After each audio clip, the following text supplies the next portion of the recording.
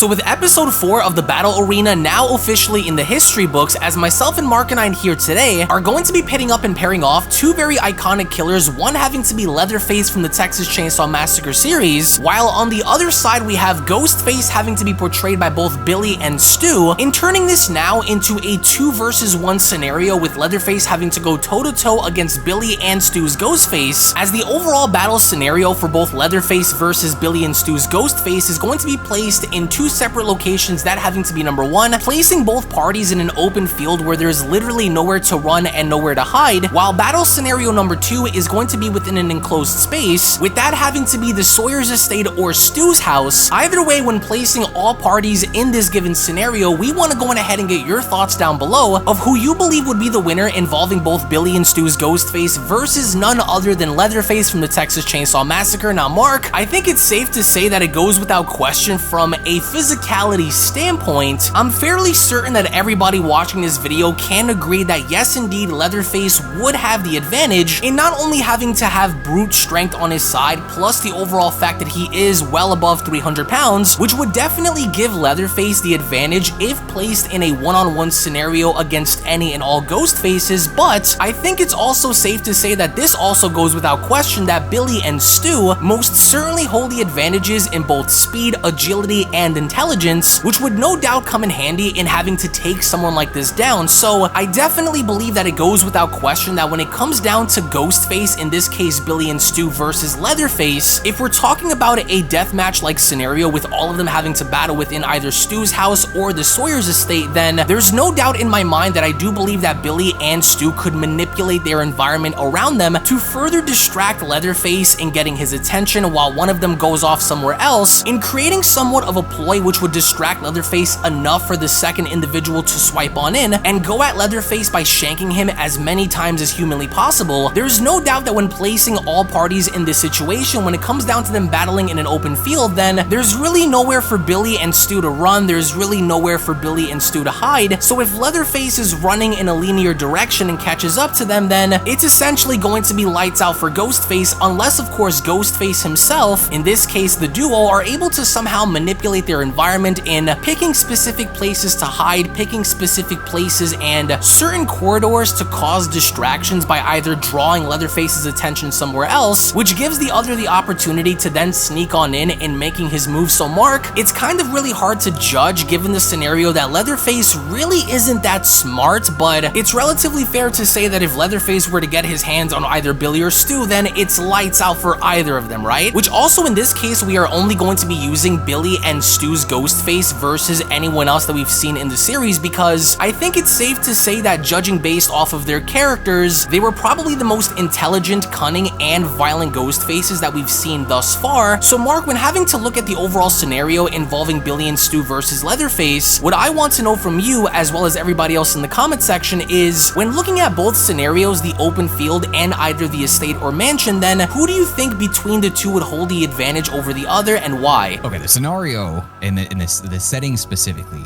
is very important. I think if you're in the middle of a field, let's say, then obviously Stu and Billy are just normal dudes. It doesn't really matter if they're Ghostface at that point. It makes no difference at all.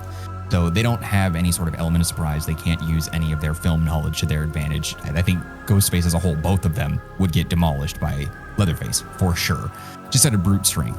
I think in most scenarios, even if it's a 2-on-1, it's going to be a Mountain versus Oberyn Martell type of situation. I think there's going to be a situation where, yes, they're smaller, maybe faster, maybe more agile, but at the same time, we're not talking about like some sort of Olympic or potentially supernatural abilities. They're just two dudes that happen to be, you know, high school, 90s high schoolers that are fit and able to, you know, move around a little bit. Now, Leatherface, though, is got that massive, how do I say this? Mentally disabled strength. He has that ability where he's just way too strong. I'm sorry, but the way he runs around with that chainsaw at that speed, holy crap, dude, that's reaching super level or supernatural levels of ability.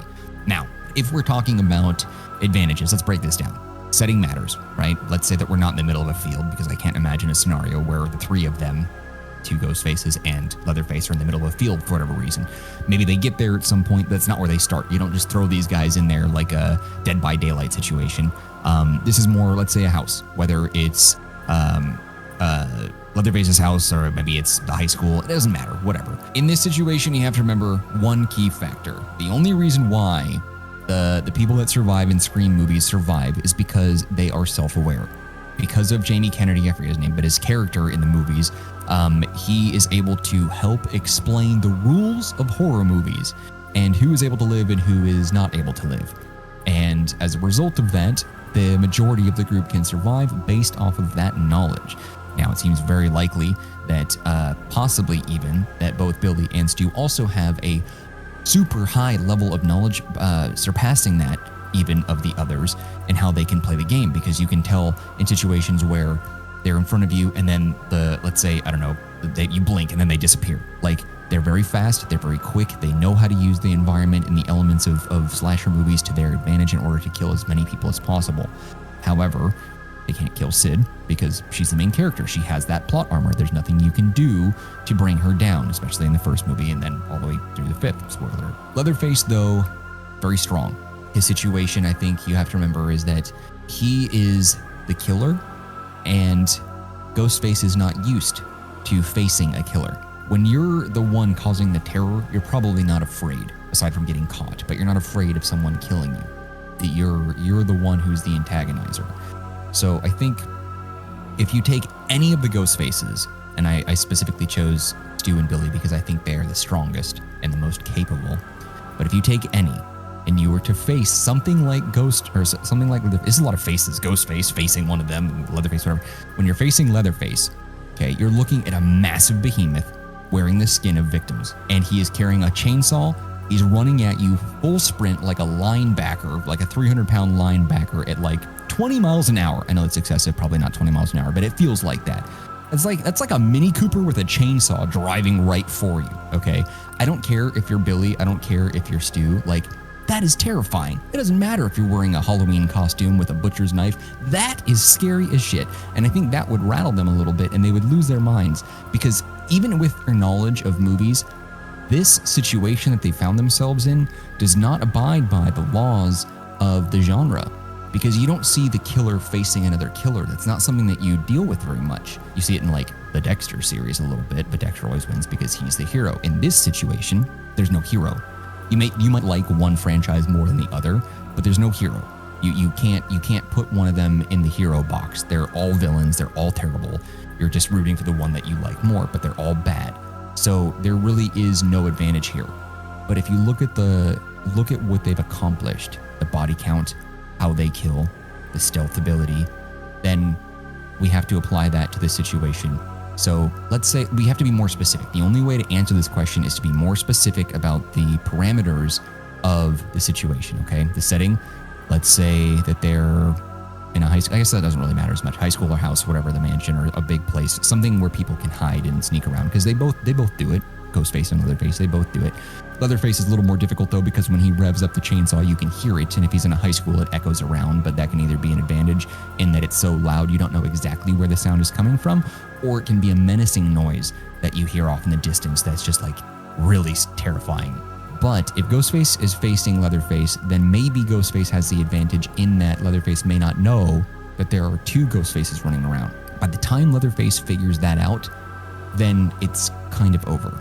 Now, I think the scenario ends in one of two ways. Either the two Ghostfaces with butcher knives, which doesn't really matter that they're Ghostface at that point, then they slash away, and then it's an Oberyn Martell mountain situation where he grabs onto one and smushes them and cuts them in half, cuts their limbs off, dead, easy. Okay, they have no advantage over Leatherface because they're not able to create that fear, that sensation of fight or flight. Because the only sensation that Leatherface is going to go at is, I'm going to cut you in half with my chainsaw. That's the only thought. He's not going to be afraid. But Stu and Billy will be afraid. Okay? So either they get a whole bunch of slashes and they have to get in close with that knife to do it because that's their weapon of choice. That's their style of kill. And you're probably not going to want to run up within arm's length to hit with a cooking utensil when a big 300-pound dude who can run at 10 miles an hour without getting tired is carrying a chainsaw, swinging it around like it's a fork. Like, that dude can carry it around like it's nothing. So he has the advantage of agility as well. So I think what would happen in that situation is he easily takes down one of them, and I think both Stu and Billy are equal in the situation. So one gets hacked down to pieces, and while that's happening, in that brief moment of an opening, the other one can come in with a final stab and kill. Either that, or he's just so strong and powerful, Leatherface, that he's able to take them both and take all the slashes. I think the only way that Ghostface would win is if he steps up his game and uses some other weapons that can give him a little bit more reach, because I just don't see that working out for them. The only reason why they were able to kill so many is because they had the advantage of there's two of us, and the victims didn't know that there were two, so it was very easy for them to be in two places at once, literally, and the fear. But when you're facing a character that's unafraid, that is actually after you, then that's a different situation, especially if it's another brutal, nasty, cannibalistic killer. It'd be like if Sidney Prescott decided to kill people and then wear their like skin as a mask and then went after Stu and Billy. Like, that would change things. I think Sidney would be the one that would be more terrifying in that scenario, because it feels like Leatherface is almost, he's not supernatural, but he's more than a man. And Ghostface is an idea, but Stu and Billy are both men, and the knife thing just isn't really gonna work when he's whipping around a chainsaw like that. I just don't see it happening. I think every situation, Leatherface wins. Okay, so this is where I actually slightly disagree with you, because I don't personally believe that Leatherface would have the capability in figuring out, okay, hey, there are two of them in the house, or in a much easier like setting, if this was an open field and he were looking at two of them, then yeah, he could easily from there have cognitive awareness to say, okay, I'm not just going after one, I'm going to be going after two. But in an environment where things are more closed off and where you have room to go up the stairs, down the stairs, go into one room, hide in the closet, and do all of these things, I can definitely see a situation arising to where Leatherface is losing his mind, tearing everything down within the house or mansion. But when it comes down to phones ringing, when it comes down to things moving around, I think it's safe to say that Leatherface would easily be distracted by this, which would ultimately from there give Billy and Stu the advantage in trying to hack this guy to death, because while one of them goes on to do something, the other one can take the advantage in either going about by disarming Leatherface and using his own chainsaw against him, or something of the sorts, because I definitely also don't believe that both of them will emerge out of this, if of course only given the situation and circumstance to where they were fighting within an enclosed space, then by no means do I see both of them surviving, unless of course they're very, very strategic, because what I do think is very undermined here is their intelligence, because we know that Billy and Stu are complete psychopaths, which I would only like to assume that between Billy and Stu, Billy is the one that would show less fear than Stu, which would kind of prompt Billy in having enough courage to go one-on-one with Leatherface. But even then, if it's a one-on-one scenario, then Leatherface shreds without a doubt, because after everything we've seen go down within the Texas Chainsaw Massacre series, with Leatherface being shown displaying ungodly amounts of strength for someone who's just a regular human being, it's safe to say that if he were to get his hands on either of them, then they're pretty much toast, right? But even in that given scenario, what happens if both of them were to use their intelligence to the best of their advantage in going on to create more ploys and being able to go on and create more distractions, which would no doubt in my mind cause Leatherface to be heavily distracted enough to where he ends up dropping his guard and making himself vulnerable. So it's kind of hard to say. In an open field, I would definitely say that Leatherface would shred the both of them, but if we are talking about being within an enclosed space, in this scenario being Stu's house or the Sawyer estate, then I would probably give it to Billy and Stu only for their intelligence and cunning wits in going about by figuring out a way to cause Leatherface to drop his guard and then having to take advantage. So we would like to know your thoughts down in the comment section below on what you guys think of this fight. We have Billy and Stu versus Leatherface. Let us know down below on who you guys think would win and why. Once more, thank you all so much for watching, guys. Thank you all so much for your time. To where if of course you guys just so happen to be new to this channel and of course love horror, then I do encourage you guys to go on over and smash that subscribe button and turn on all notifications by clicking on the bell icon to never miss a single video posted onto the channel, as we do appreciate you guys for being here. Tune back in for more, and we'll be seeing each and every single one of you down in the comment section below and in the next video. Take it easy, guys, and have a great day. Peace!